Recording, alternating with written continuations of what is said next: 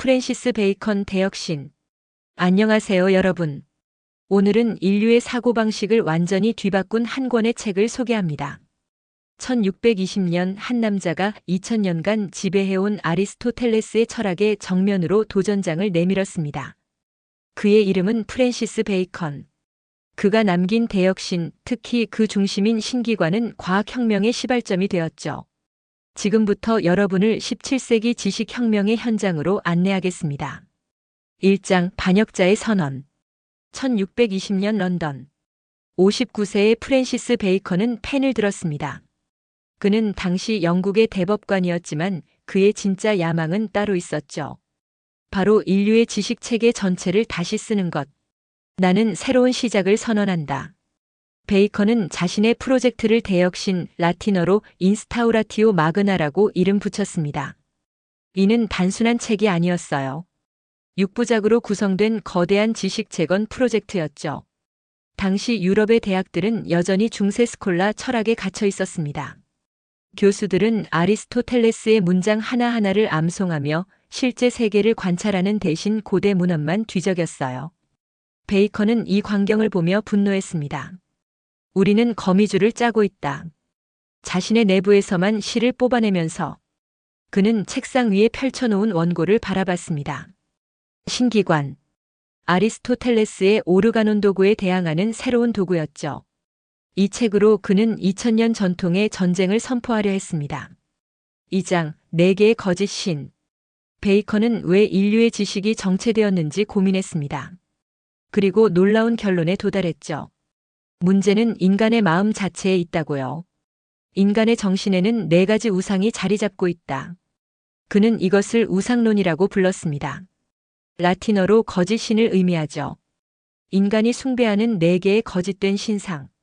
이것들이 진리를 보는 눈을 가린다고 주장했어요. 첫 번째, 종족의 우상.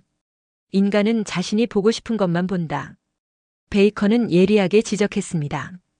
사람들은 자신의 믿음을 확인해주는 증거만 찾아요. 반대되는 증거는 무시하죠. 100번 중 1번 맞아도 역시 내 생각이 맞았어. 라고 외칩니다. 99번의 실패는 기억하지 않고요. 한 점성술사가 오늘 당신에게 행운이 올 것이라고 예언했다고 칩시다. 그날 길에서 1000원을 주었다면 신기하게 맞았네. 하지만 지갑을 잃어버렸다면 점이 다 맞는 건 아니지. 이것이 종족의 우상입니다. 두 번째, 동굴의 우상. 베이컨은 플라톤의 동굴 비유를 빌려왔습니다. 각자가 자신만의 동굴 속에 갇혀 있다는 거죠. 어떤 사람은 세부에 집착하고 어떤 사람은 전체만 본다. 어떤 사람은 옛것만 신봉하고 어떤 사람은 새것만 추구한다. 당시 한 의사는 모든 병을 피 흘리기로 치료했습니다. 다른 의사는 모든 병을 약초로 치료하려 했죠. 각자 자신의 동굴에 갇혀 자기 방법만이 옳다고 믿었어요. 개인의 경험과 성향이 만든 편견, 이것이 동굴의 우상입니다. 세 번째, 시장의 우상. 말이 사고를 지배한다. 베이컨은 언어의 위험성을 날카롭게 꿰뚫었습니다. 사람들이 시장에 모여 떠들 때 잘못된 언어가 퍼진다는 거죠. 행운, 운명, 이런 단어들은 실제로 존재하지 않는 것에 이름을 붙입니다. 그러면 사람들은 그것이 실제한다고 믿기 시작해요. 중세인들은 습기, 건조, 열기, 차가움이라는 4가지 성질로 모든 것을 설명하려 했죠. 단어가 사고를 가둔 겁니다. 네 번째, 극장의 우상. 가장 위험한 우상입니다. 바로 권위에 대한 맹신이죠. 아리스토텔레스가 그렇게 말했다. 중세 대학에서 이 한마디면 모든 논쟁이 끝났습니다. 베이컨은 이것을 극장에 비유했어요. 사람들은 무대 위 배우권위자가 하는 연극을 보며 그것이 현실이라고 착각한다는 거죠. 진리는 시간의 딸이지 권위의 딸이 아니다. 베이컨의 외침은 혁명적이었습니다. 그는 아리스토텔레스도 교회 교부들도 어떤 고대 철학자도 맹목적으로 믿지 말라고 했어요. 직접 자연을 관찰하라고 주문했죠. 3장, 진짜 도구를 찾아서. 4가지 우상을 밝혀낸 베이컨은 이제 진짜 질문을 던집니다. 그렇다면 우리는 어떻게 진리에 도달할 수 있는가? 당시 주류 방법론은 연역법이었습니다. 아리스토텔레스의 3단 논법이죠. 모든 사람은 죽는다.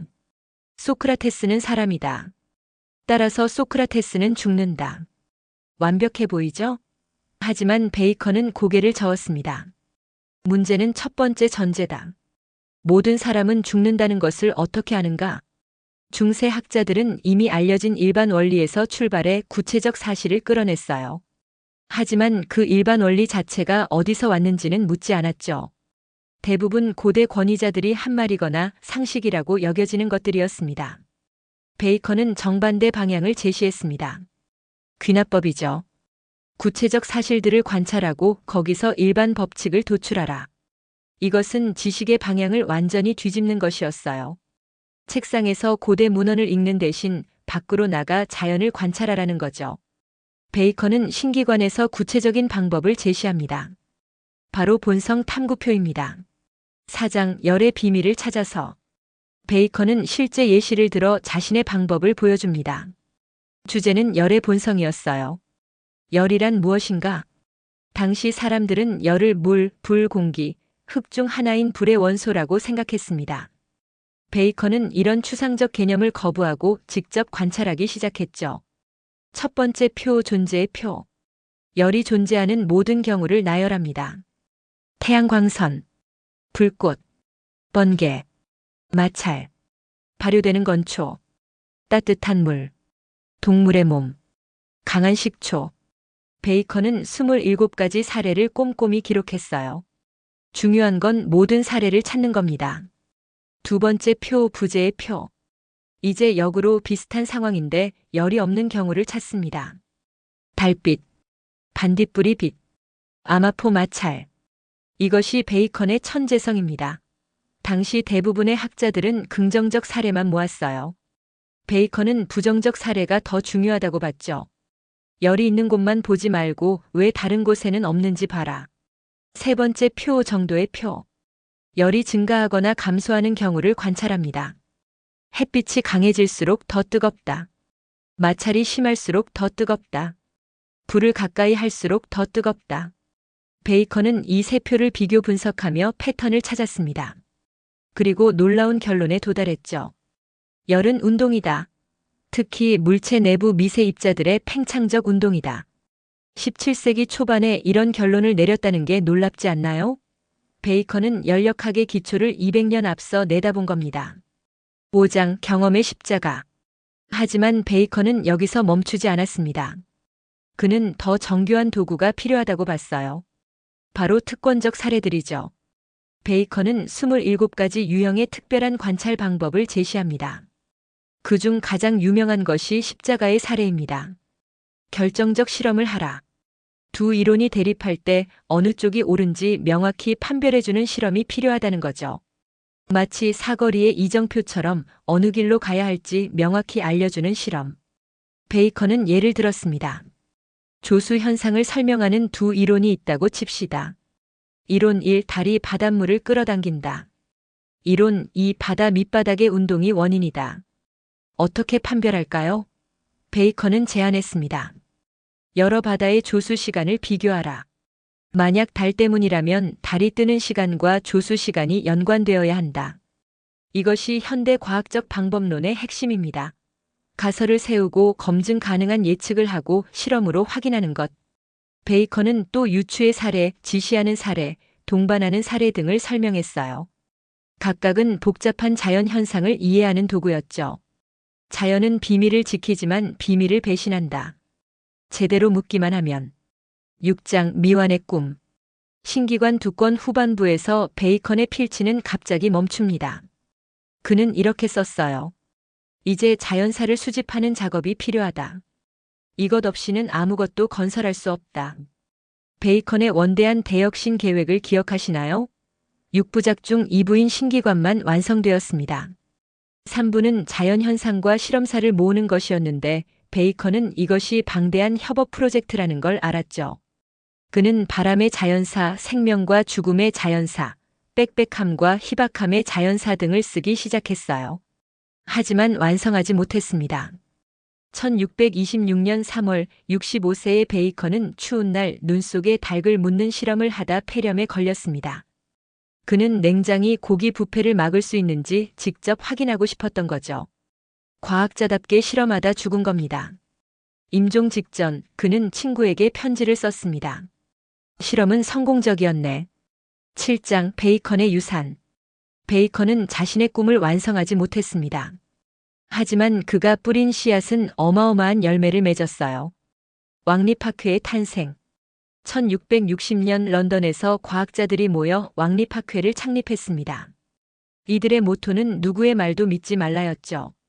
베이컨의 정신 그대로입니다. 로버트 보일, 로버트 훅, 아이작 뉴턴. 이들은 모두 왕리파크회 회원이었고 베이컨의 방법론을 따랐어요. 보일은 화학에서, 훅은 생물학과 물리학에서, 뉴턴은 천문학과 수학에서 귀납법을 적용했죠. 백과전서파의 영감.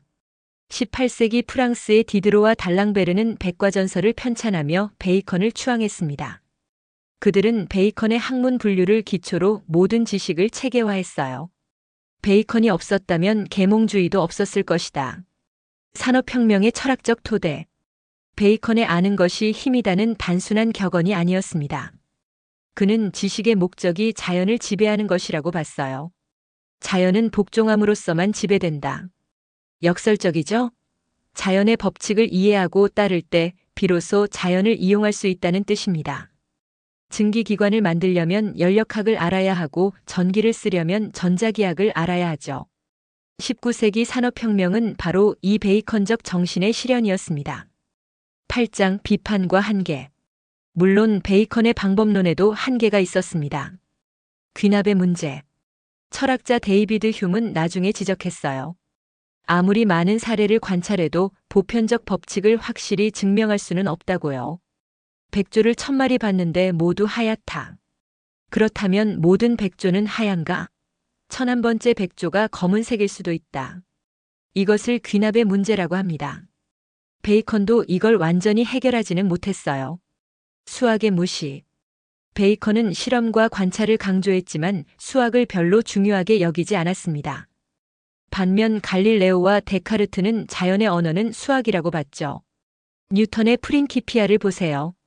만유인력 법칙은 수학 방정식으로 표현되었어요.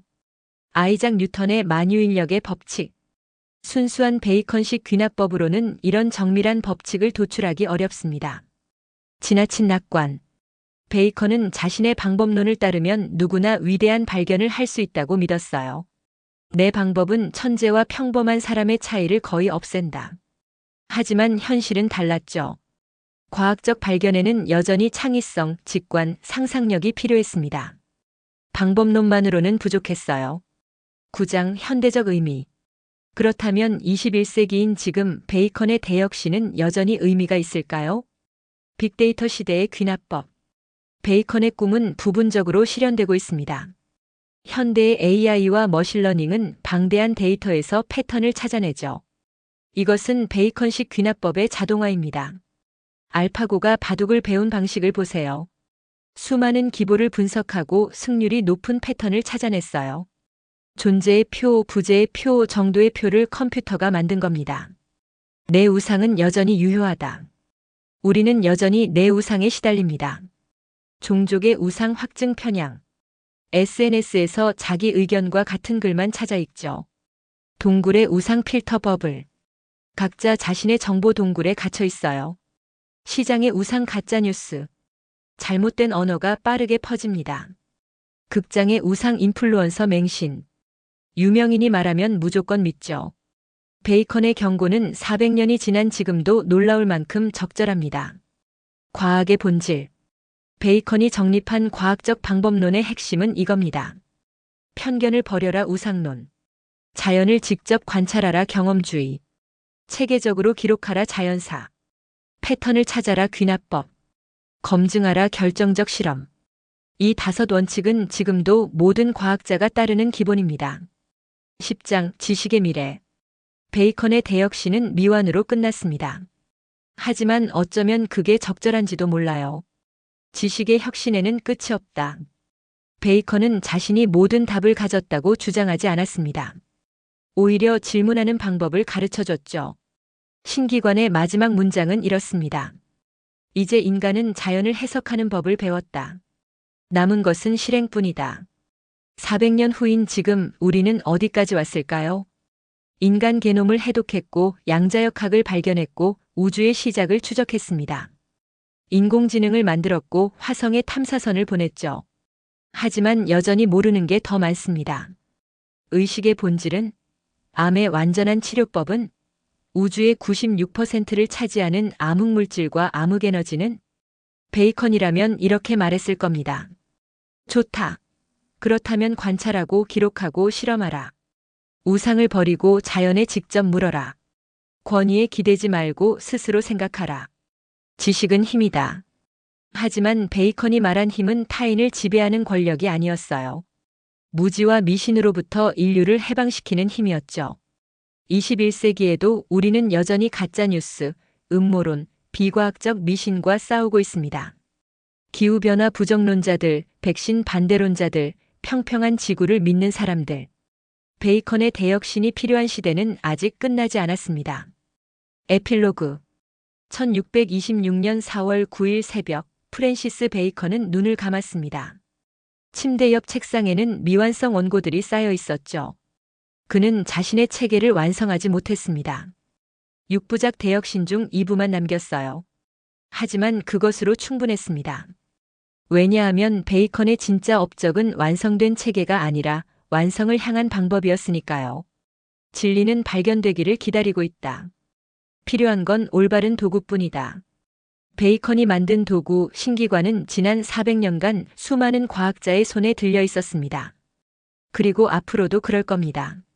여러분도 이제 그 도구를 손에 쥐었습니다. 우상을 경계하세요. 직접 관찰하세요. 체계적으로 기록하세요. 패턴을 찾으세요. 실험으로 검증하세요. 그리고 가장 중요한 것, 누구의 말도 맹목적으로 믿지 마세요. 베이컨의 말도 심지어 이 오디오북의 말도요. 스스로 생각하고 스스로 관찰하고 스스로 판단하세요. 그것이 베이컨이 우리에게 남긴 진짜 유산입니다. 지식의 혁신은 계속됩니다.